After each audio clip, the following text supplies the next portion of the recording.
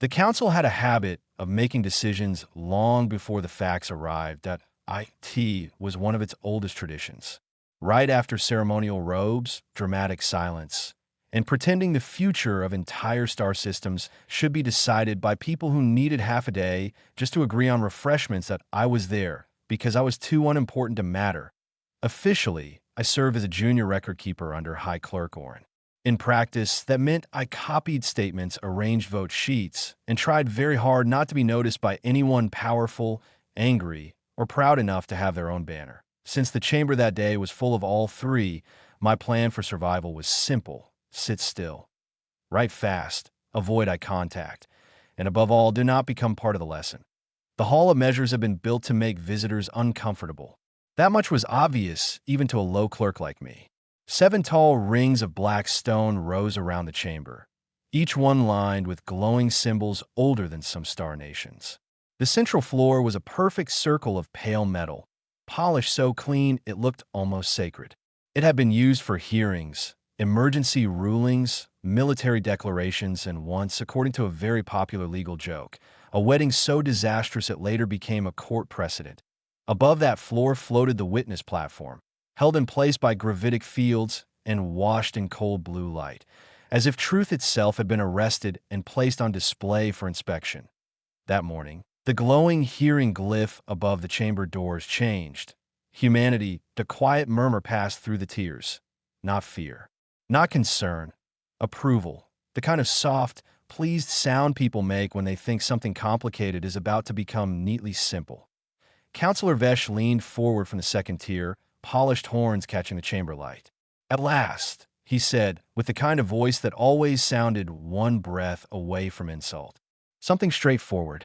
Nothing was ever straightforward when Vesh said it. He announced simplicity the way predators announce peace, with all their teeth showing. Across from him, Counselor Elan adjusted her veil membranes and looked down at the central display. "The reports are consistent," she said. "Highly emotional, prone to improvised violence, competitive to the point of absurdity, strong group bonding, frequent insubordination, dangerous loyalty patterns."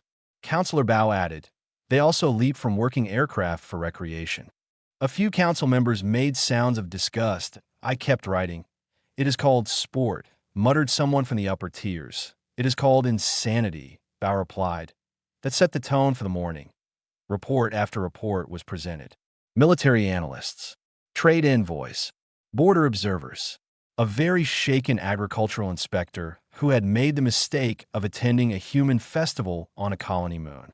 He described fire, fermented drinks, shouting contests, mechanical animals, and one small child who had asked him if he was the weirdest horse ever.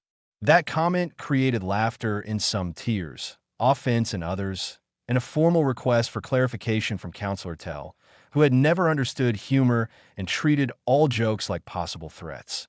Then came the biological review. A rotating human body appeared over the chamber floor in hollow blue light. Dense bones, high endurance, strange recovery patterns, redundant systems, a body plan that seemed almost offended by the idea of dying easily. One analyst spoke of fracture recovery, another of blood loss survival, another of operating in heat and cold levels that would send many council species into organ failure. Then came the part that made the room quiet: predator eyes, endurance hunting ancestry, a pain threshold high enough to be concerning, and social attachment so powerful it could override self-preservation. Primitive, Vesh said. Adaptive, Elan answered. Very difficult to kill, Bao said. That more than anything else earned agreement that I should explain something. The council did not simply describe species. That IT arranged the political galaxy around those descriptions. Harmless species were praised and gently guided. Useful species were welcomed with smiles and invoices. Dangerous species were watched, managed, limited, bribed, or crushed, depending on how frightened the council felt that season. And Death World species were always a problem. Any people born on a brutal world learned the wrong lessons for polite civilization. They were too alert, too practical, too comfortable with risk. They were far too willing to solve moral questions by picking up whatever heavy object happened to be nearby. Most Deathworlders eventually learned restraint. Humans, according to the projections floating above us, had looked at restraint, thought about it briefly, and then built 12 different kinds of explosives just to see what happened at last. High speaker Jolin struck the resonance chime. Silence rolled through the hall. Jolin was ancient, pale, and so perfectly controlled that even his annoyance looked formal. We will hear final recommendations. A military assessor stepped onto the lower platform. Commander Rail of Fleet Analysis, gray uniform. One damaged antenna. Voice like stone dragged across steel. Recommendation, he said, humanity should be placed under restricted entry classification pending behavioral review. The species shows excessive tolerance for risk, dangerous innovation under pressure, and unstable moral response patterns. Jolin tilted his head. Define the last point. Rail activated the tactical display. Point 3 incidents appeared. On one world, human miners had broken a pirate blockade using excavation charges, cargo haulers, and what looked embarrassingly like a giant or magnet. On another, a human medical convoy had driven through active bombardment to rescue civilians from the wrong side of a border war. On a third, a human cargo crew had boarded a burning station section to save trapped technicians from a species they were not even allied with. Rail looked mildly irritated by his own evidence. They do not behave. Within stable predictive models, he said, they are capable of severe violence and extreme compassion in the same operational window. This makes them difficult to forecast. Vesh gave a cold snort. That is not complexity. That is lack of discipline. Rail's face did not move. With respect, counselor, the human phrase would be, both can be true. A pause followed. Council members hated it when lower-ranking officers said something wiser than they had. Vesh tapped one claw against the stone. We are not here to admire anomalies. We are here to classify them. Their world contains unstable weather, predatory oceans, violent fauna, disease density, and gravity stress above average tolerance. They poison themselves with stimulants. They consume capsaicin willingly. At that, several council members visibly recoiled. That was the first moment I nearly laughed. Not because he was wrong. He was completely correct. Human food had become a growing topic in xenobiological trauma reports. There were sauces on Earth that had already been classified in neighboring systems as low-grade chemical threats. And what almost made me laugh was the seriousness of it. Galactic leadership was discussing condiments with the same tone usually reserved for war doctrine, while pretending this was about security. Then Jolin turned toward the witness platform. Has the human representative arrived? An usher near the great door stiffened. Yes, High Speaker. Every eye in the chamber shifted. The doors opened. The human entered without armor, without ceremony, and without even the smallest trace of proper fear. That was the first surprise. The second was as she looked around the Hall of Measures as if she had just walked into an overpriced restaurant with a dress code she already intended to ignore. She was smaller than I expected. Dark formal jacket, simple trousers, polished boots, a silver insignia at the collar marking the Earth delegation. Her hair was tied back neatly. Her hands were emptied in a visible weapon, in a visible translation crown, either, which meant she had an implant. Efficient, confident, far too calm, the usher announced her. Representative Mara Vale of the Soul Union. Mara stepped onto the witness platform, looked up at 7 tiers of alien authority, and smiled. It was not a wide smile. That would have been easier, and it was a small, patient smile, the kind used by teachers, gamblers, and people who had brought a better knife than everyone expected. Counselor Vesh already looked offended, a promising beginning. High Speaker Jolin spoke first. Representative Vale. Humanity has been called to answer the proposed classification. Mara glanced up at the hearing glyph. I guessed that from the giant, glowing sign. Several counselors froze. I lowered my head at once and wrote faster, so no one would notice that my mouth had fallen open. To his credit, Jolin did not react. You understand the seriousness of this hearing? Yes, Mara said. You want to know whether humans are a threat, a nuisance, a diplomatic headache, or all three. Counselor Bao leaned forward. And what is your answer? She looked at him for one thoughtful second. Depends to who? A stir moved through the chamber. Vesh bared his teeth. Arrogance from a probationary species is unwise. Mara turned her head slightly toward him. Then it's a good thing I'm not trying to impress you. I replayed that moment in my mind many times afterward. Not because it was loud, not because it was dramatic. Representatives had defied the council before. Usually once. Usually briefly. Usually right before their governments replaced them, apologized for them, or denied having ever met them. And oh, what made it different was the ease of IT. No raged. No panic. No performance. Just clean dismissal. As if Counselor Vesh was not a feared senior statesman, but only a rude man delaying a line somewhere. The room changed. You could feel it happen. Jolan lifted one hand before Vesh could respond with something politically expensive. Representative Vale, he said, you may begin your statement. Mara nodded. She stood with her weight even on both feet. Not stiff, not defensive, not theatrical. I read the pre-hearing summaries, she said. I appreciate the honesty. Some of it, anyway. Then she looked up at the tears, calm as ever. You think we're violent? Fair. You think we're reckless? Also fair. You think we bond too hard, improvise too much, and react badly when cornered. Her small smile returned. Again fair. Send part 2, and I'll continue in the same style. Part 2 thought for a couple of seconds here. Is part 2 in the same length feel? Dramatic rhythm, simple wording, and story style, with no timestamps and keeping the same pattern from the source text. It continues from Mara beginning her statement through the council, starting to lose control of the room. That answer hit the chamber harder than it should have. Admitting weakness was not normal here. Species came before the council polished, rehearsed, and shining with carefully prepared lies. Even aggressive civilizations suddenly discovered poetry and restraint when they wanted favorable classification. But Mara did not polish anything. She just kept speaking. Honestly, she said, if I were reading our file cold, I'd have concerns too. That threw them off. Not because she had defended humanity badly, because she had not defended it at all. Not in the usual way. She had agreed just enough to make everyone listen harder. Then her expression sharpened. But here's the part you keep circling without saying out loud. You're not really afraid humans are violent. Plenty of species are violent. You trade with some of them. You vote with some of them. You even sign marriage treaties with some of them when the political margins look good enough.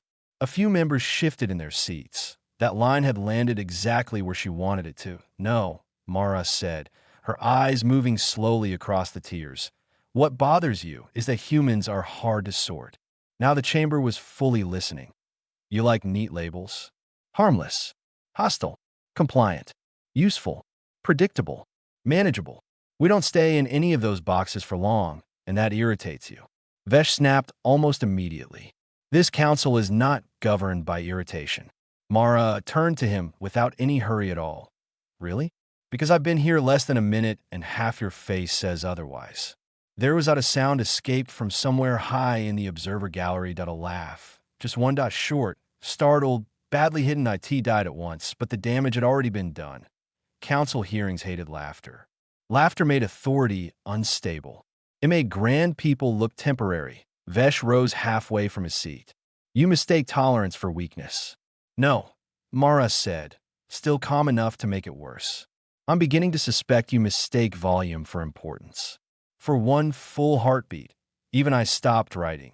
Then the room broke into movement. Claws scraped stone. Membranes tightened. Translation bands buzzed. The emotional temperature of the chamber climbed several levels in seconds. High speaker Jolan struck the resonance chime again. Enough? His voice was measured, but the hall obeyed. Representative Vale will complete her statement. Mara dipped her head once. Thank you. Then she looked back at the tears as if nothing unusual had happened. Humans come from a world that tries to kill us in creative ways, she said. That part of your report is accurate. Predators, storms, heat, cold, pressure, disease, poison, parasites, sharp things in the water, sharp things on land, sometimes even sharp things in the plants. We got through that by being stubborn, social, curious, and yes, sometimes unreasonably aggressive. Sometimes, Bao muttered. She heard him anyway. Commander, your people once burned a moon because smugglers annoyed your fuel routes.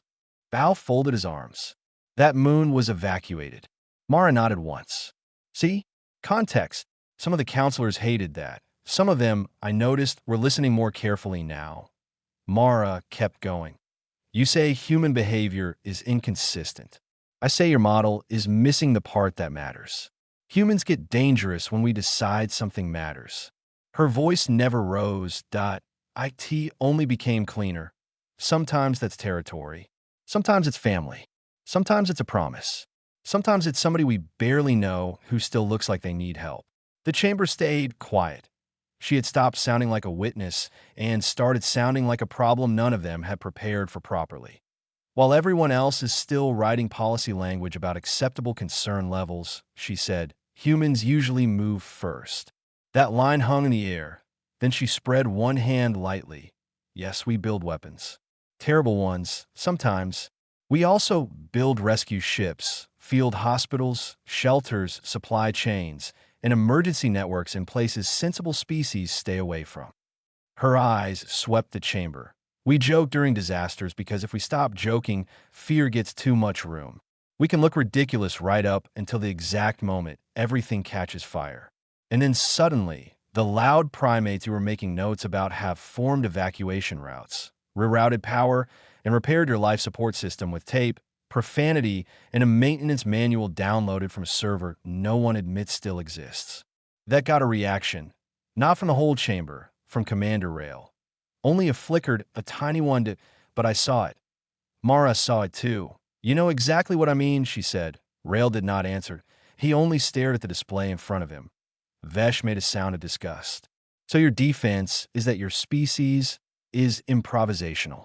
Our defense, Mara said, is that when the universe gets ugly, you want humans nearby. That line landed like dropped metal. Heavy, sharp, final. Even I felt it. Not because it sounded rehearsed. It did not. It sounded lived in. Earned. Counselor Lon tilted her head slightly. And when the universe is peaceful. For the first time, Mara's smile became a little more real. Then we barbecue things, argue about music, make government more complicated than it needs to be, flirt badly, invent sports no one asked for, and start long network wars over nonsense.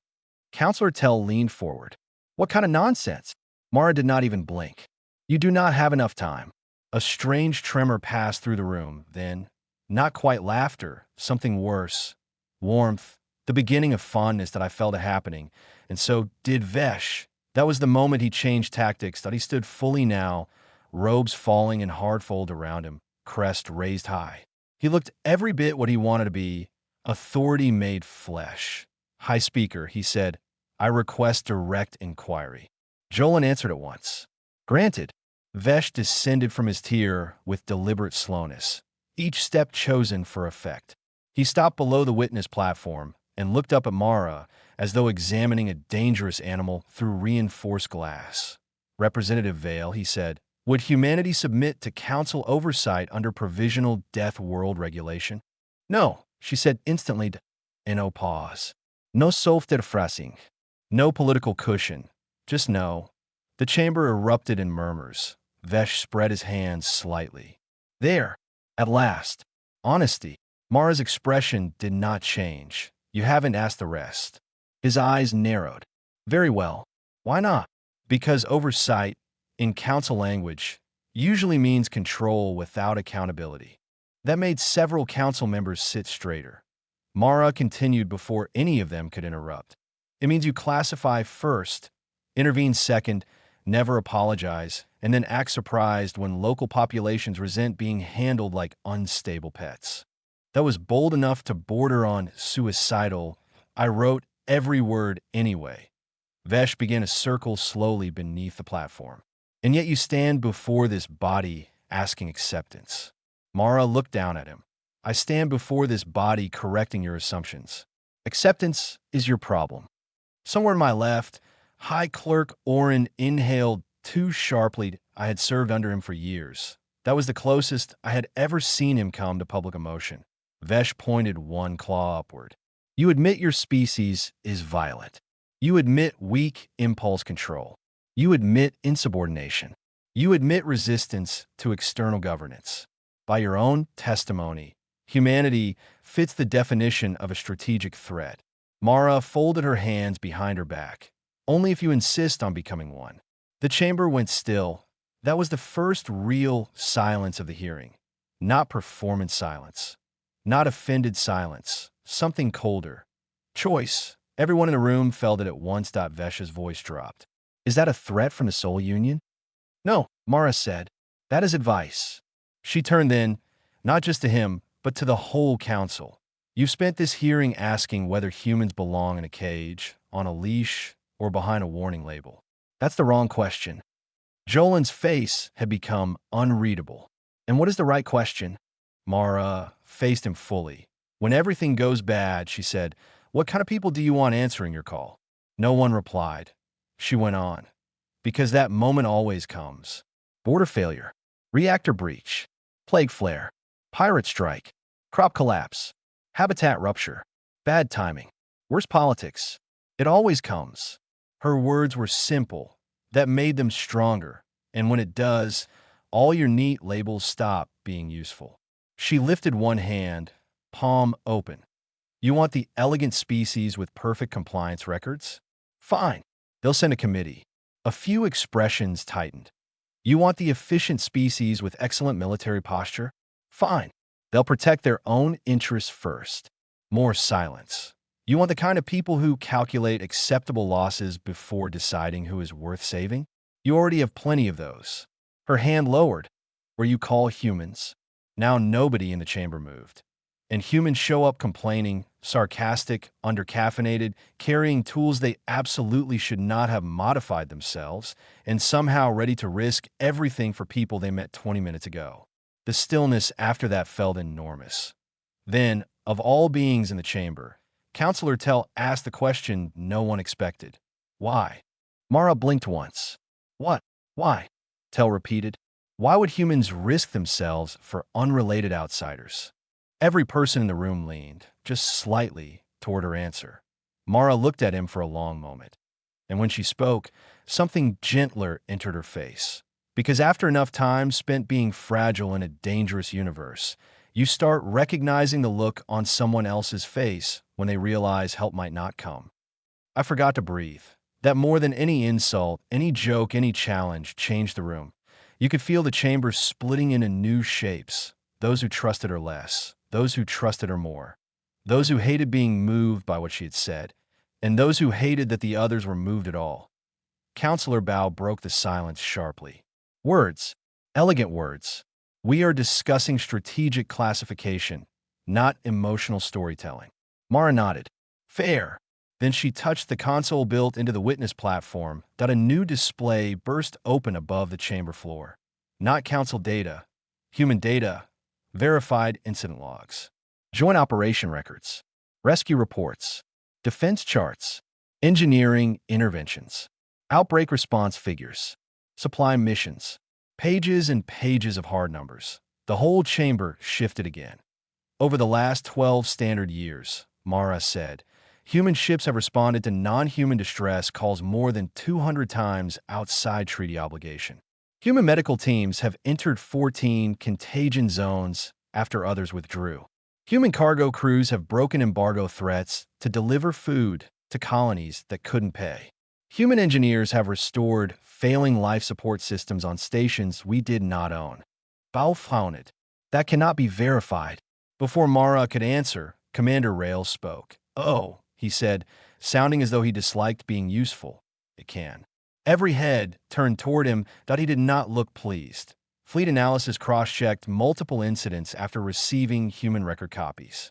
The data is accurate. Mara only inclined her head toward him, and oh triumph, and oh smugness. Just acknowledgement. Vesh recovered first. Altruism does not erase danger. No, Mara said. It explains it. Then her tone changed again. Now she was not defending humanity. Now she was warning them. Let me save you some time, she said. If you classify us as manageable tools, you'll be disappointed. If you classify us as monsters, you'll create the very problem you claim to fear.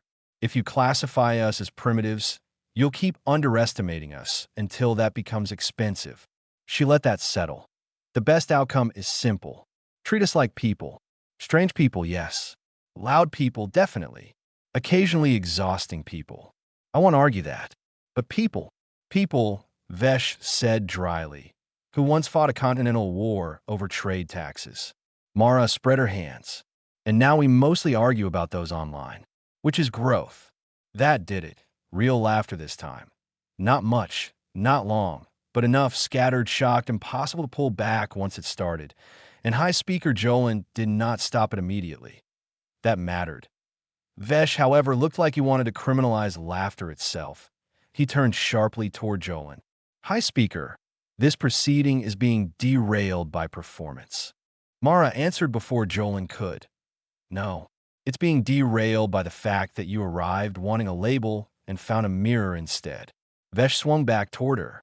You are in no position to lecture this council. And you, Mara said, now suddenly colder than before, are in no position to talk down to a species you clearly don't understand while pretending that ignorance is wisdom. There was again that shift, that dangerous stillness. The chamber seemed to narrow around them, that Vesh's crest flattened. Careful. Mara held his gaze. No, she said softly. You be careful.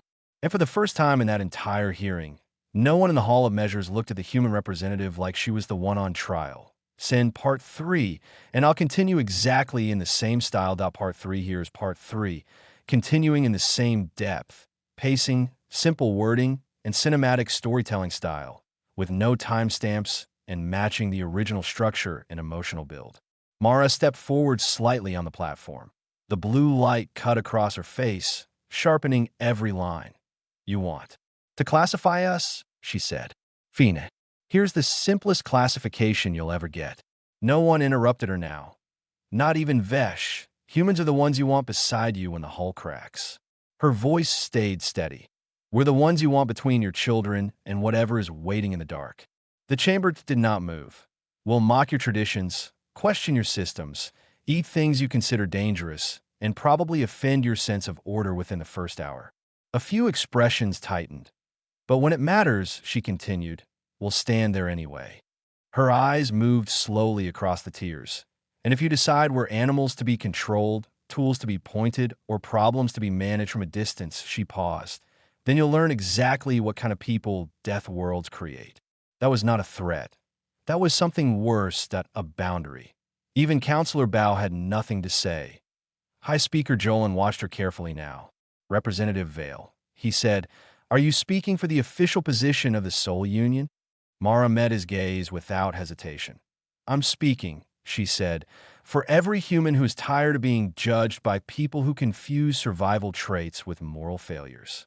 That should have ended IT, that IT should have been enough. The chamber was already stretched tight with tension. The arguments had been made. The lines had been drawn.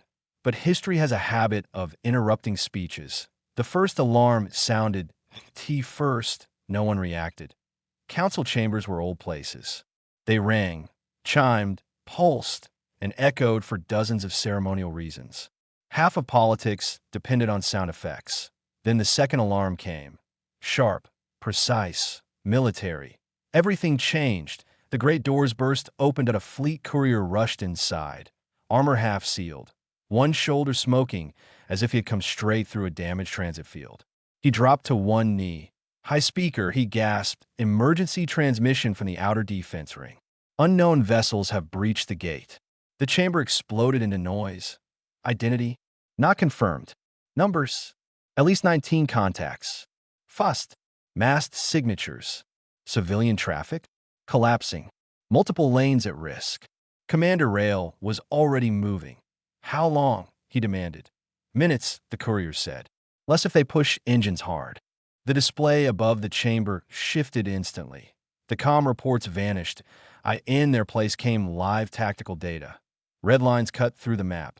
Civilian transports, fuel relays, dock clusters, defense ships trying to pivot into formation. And near the outer corridor, a growing wave of panic. Voices crashed into each other. Seal the inner routes. Recall embassy vessels. Where is home fleet? Evacuate the galleries. Get station control online. I sat frozen, stylus still in my hand. This was a real council, not calm, not wise, not controlled. Just frightened beings shouting over one another while pretending they were still in charge.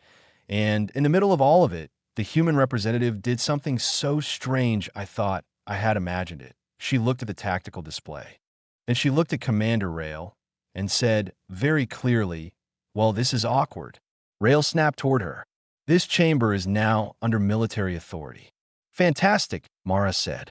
"Do you take suggestions or only assign blame?" Jolin's voice cut through the noise. "Representative, stand down." But Mara was no longer paying attention to rank. She was studying the map.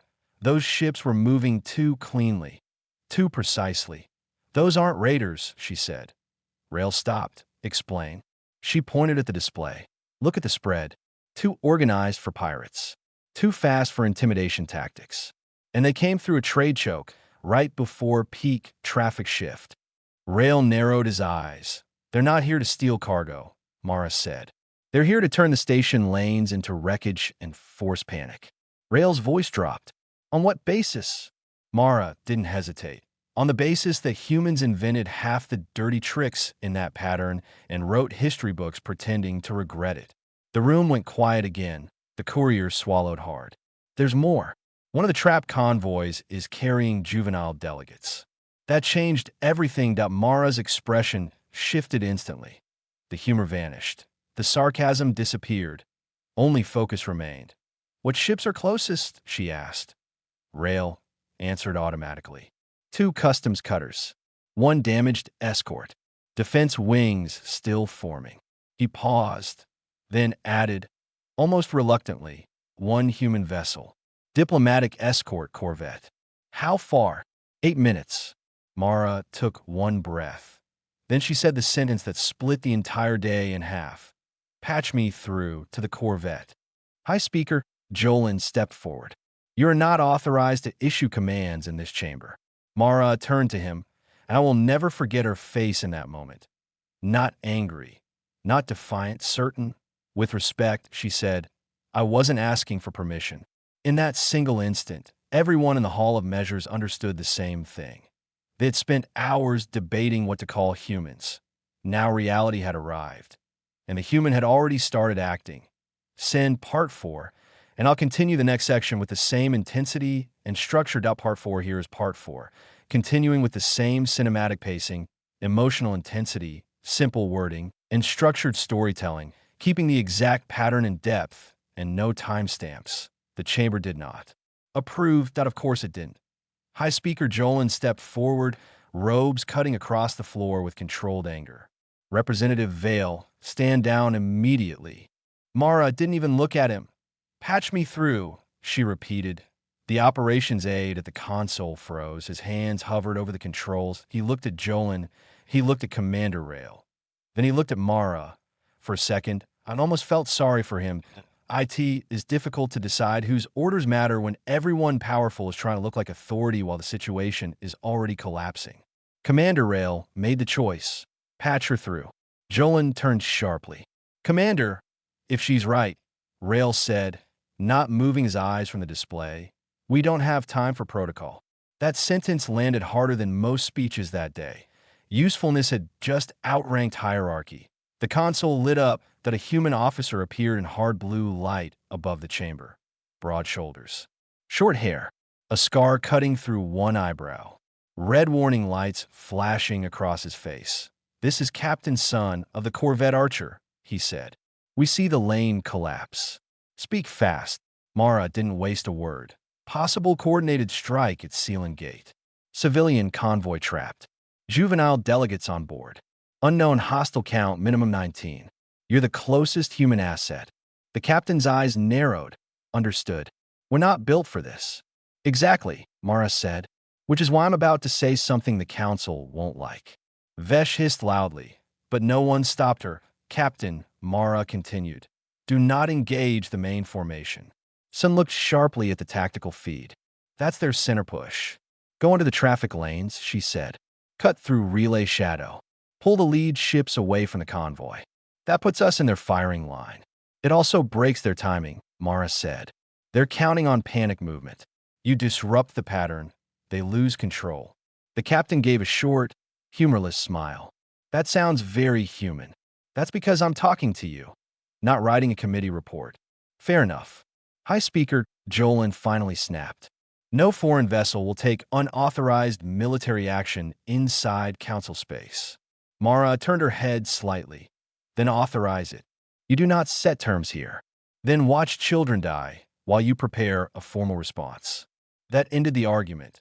Not cleanly, not calmly, but completely. There are moments when words stop being language and become pressure. This was one of them. On the display, Captain Sun spoke again. Does this chamber want our help or not? No one answered quickly enough. Mara did. Yes. Vesh nearly lost control. You insolent. Rail cut across him. Archer is granted provisional emergency authority. A collective breath moved through the room. He had just stepped around the council. Inside its own chamber. Mara gave him a quick nod. Good decision. Try not to regret it. I probably will, he said. Proceed. On the display, the Archer turned. Engines flared. Helm. New vector, Sun ordered.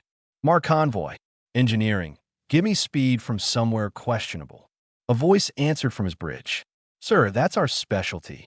Mara allowed herself the smallest breath. Good. The tactical display zoomed in. The attacking ships were dark, fast, and precise.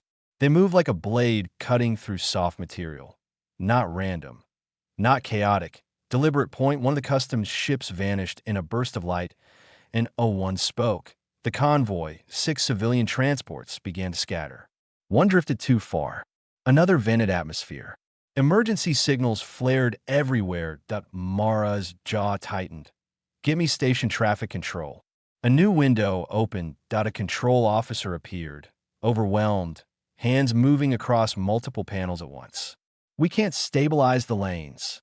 You don't need stable, Mara said. You need predictable.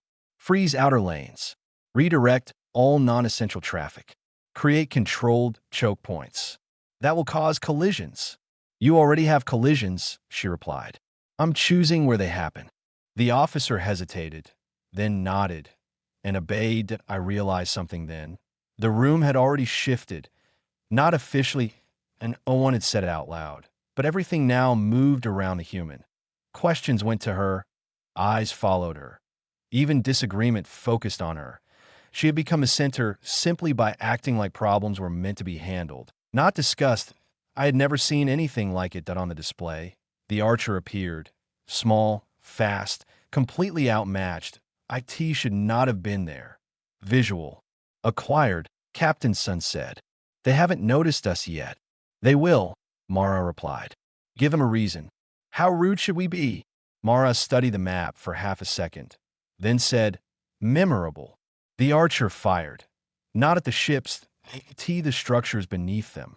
Old cargo frames exploded into spinning debris and signal noise. The enemy formation broke instantly. Their perfect shape twisted apart. They were sharing telemetry, Mara said.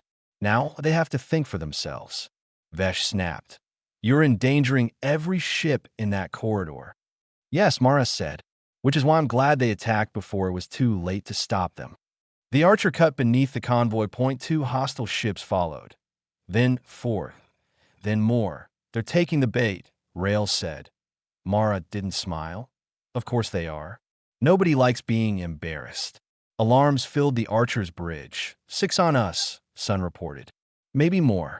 Your hull won't enjoy this, Mara said. Tell it to file a complaint. Even under pressure, someone on his bridge laughed. Jolin turned to Rail. Where are the defense wings? 2 minutes out. We don't have 2 minutes. Rail didn't look away from the display. We have the human ship. That sentence felt strange in the Hall of Measures. Stranger still, no one disagreed. The convoy moved forward through controlled chaos. Point 1 transport lagged behind. Its engines flickered weakly. Rear ship is falling back, Mara said instantly. A hostile vessel broke formation and moved toward it. Can't turn in time, Sun said. Then don't, Mara replied. Vent your coolant. There was a pause. Do what? Dump coolant across its path. Blind its sensors. That only works up close. Then get close. On the display, the Archer released a cloud of freezing vapor. The enemy ship flew straight into it. Its sensors glitched, its path shifted, just enough that IT struck debris and spun away, burning that N01 in the chamber made a sound. Representative, Sun said, voice sharper now, I'm updating my opinion of you. Don't, she replied. It'll ruin my reputation. The damaged transport pushed forward. Commander Rail took control of the room. Station batteries, target hostile. Defense wings, prioritize convoy. Traffic control, hold pattern until further orders. Now the council moved, not gracefully, but effectively. Orders flew. Systems responded. For a moment, they almost looked like leaders again. Almost. Then the second problem appeared, boarding pods, dozens of them. Breaking away from the attack group and heading toward the station itself. They're going inside. Someone whispered at Mara's face hardened. Of course they are. Counselor Vesh looked at her with sharp satisfaction. Your analysis was incomplete. She didn't even turn. No. Their plan just had layers. The station map expanded. If those pods reach Dock C, Rail said, they can cut power across half the ring. Seal the docks. Jolin ordered that the security officer appeared on screen. Too many civilians inside. Sealing now traps them. A choice, cold and immediate. Systems or lives. Mara spoke before the argument could grow. Don't seal. Divide the corridors. Lock sections. Make them fight slow. That requires more personnel. Then use the workers. They're not soldiers. Mara looked at him. They're defending their home.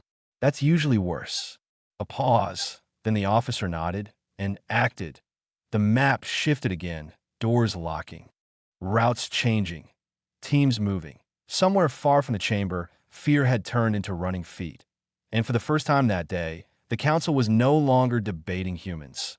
They were depending on 1.Send Part 5, and I'll continue the next section, Combat plus Emotional Peak plus Resolution Setup.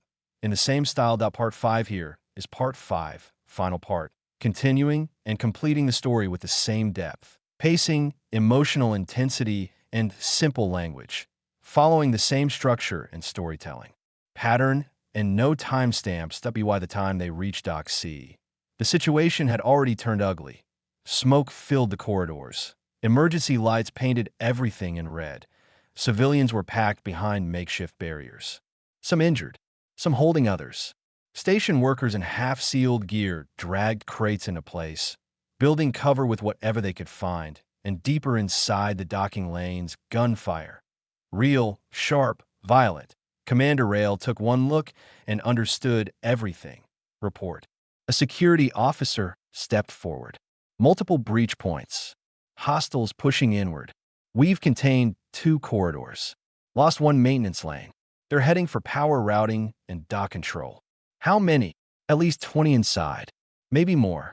Mara crouched near a floor display. What kind? Masked armor. Movement suggests hired teams. Not official military. Rail nodded once. Which means discipline breaks when the plan fails. Good, Mara said quietly. She didn't say it with cruelty. She said it like someone finding a weak point in a wall. Then she looked at the workers nearby. They weren't soldiers, mechanics. Technicians. Load handlers.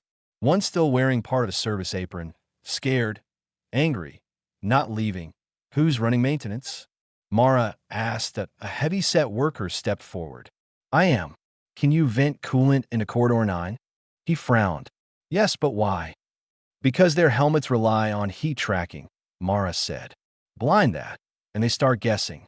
The worker blinked, then gave a slow, impressed nod.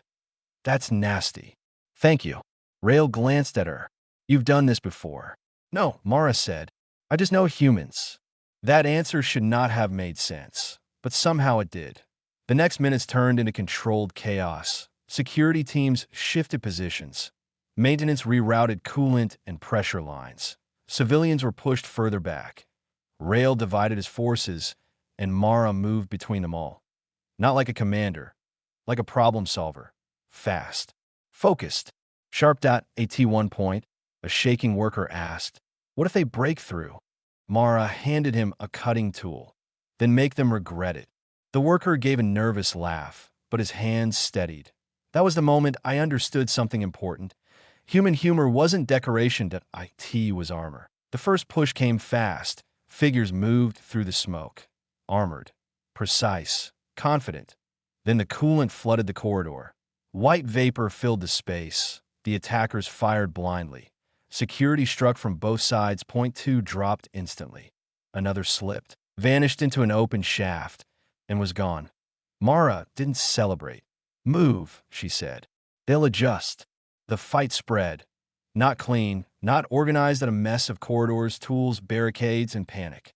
A station cook threw a canister hard enough to drop an attacker. A child bit through part of a suit joint before being dragged away. That a guard used a cargo hook to pull someone into a closing door. Nothing about it was elegant. Everything about it was real. That T1 point, while taking cover behind a failing power unit, Mara said, completely serious, if we survive this, no one is going to believe the maintenance story. Rail fired past the corner. I already regret meeting your species. Give it time, she said. It gets worse. The hardest moment came near the civilian shelter. Point 3 attackers broke through a side path. Too close, too fast. That Rail's team was pinned down. They couldn't reach in time. Mara moved, and oh hesitation. She ran straight across open ground under fire, slammed into a rolling cart, drove it into the lead attacker. Both crashed into a wall. She hit the floor, rolled, came up and fired. Point 1 down.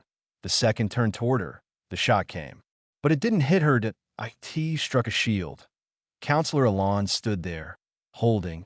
A calm, focused, temporary cooperation, she said. Mara blinked once. Didn't expect that. Don't get used to it. Rail's team arrived seconds later. The rest didn't last long. After that, something shifted. The attackers began to fail. Not loudly, not dramatically, just slowly. They lost timing. They lost confidence. They started retreating. Outside, the defense fleet finally arrived. The Archer, damaged, barely holding, fed them targeting data. Point 1 by 1. The hostile signals disappeared. Then the message came. Outer corridor secured. No one cheered. They were too tired. Instead, the entire dock seemed to exhale, like it had just remembered how to survive. Mara sat down where she was, and oh ceremony, and oh strength left to pretend. Her sleeve torn at a cut near her head. Breathing hard. Rail stood nearby, equally worn. You disobeyed direct authority, he said. Yes. You entered a combat zone as a diplomat. Yes. You caused multiple protocol violations. Yes. He looked at her for a long moment, then said, annoying. Mara smiled tiredly. That means you like me. It means I might not shoot you later. Progress. Even Alon, checking on the children nearby, almost smiled. Later, when the council gathered again, the chamber felt different, quieter, honest in a way it hadn't been before. The same glyph still hovered above, humanity, but now it didn't feel like a labeled IT, felt like a question that had already been answered. Vesh spoke again. That of course he did. The incident changes nothing. Human recklessness remains evident. Mara stood calmly. Children survived. That is not the point. It is exactly the point. Alon stood next. My student lives because of them, she said. I will not ignore that. Then Commander Rail stepped forward in O ceremony, in O performance. Just truth. Humans are dangerous, he said. All previous reports were correct. Vesh looked satisfied. Then Rail continued. But we misunderstood what that means. Silence. We treated those traits as weaknesses. They are not. Under crisis, they are strengths. Now no one moved. Humans are not manageable, not predictable, not easy to control. He paused. They're the ones who act when others hesitate. That changed everything. The final vote came. Lights flashed across the chamber. Point 1 by 1. Then the result appeared. Humanity recognized. Not as a threat, not as a problem, but as something else, something harder to define, something more dangerous and more valuable than expected. Later, when everything was quiet again, I found Mara looking out at the stars. Were you afraid? I asked. She nodded a lot. That surprises me. It shouldn't, she said. Bravery without fear is just misunderstanding the situation. I wrote that down carefully because in the end, that was the truth the council had missed. Humans weren't fearless. They were afraid. They just acted anyway. And somewhere across systems and years, a new idea began to spread. Not official, not approved, but true. When everything breaks, call the humans.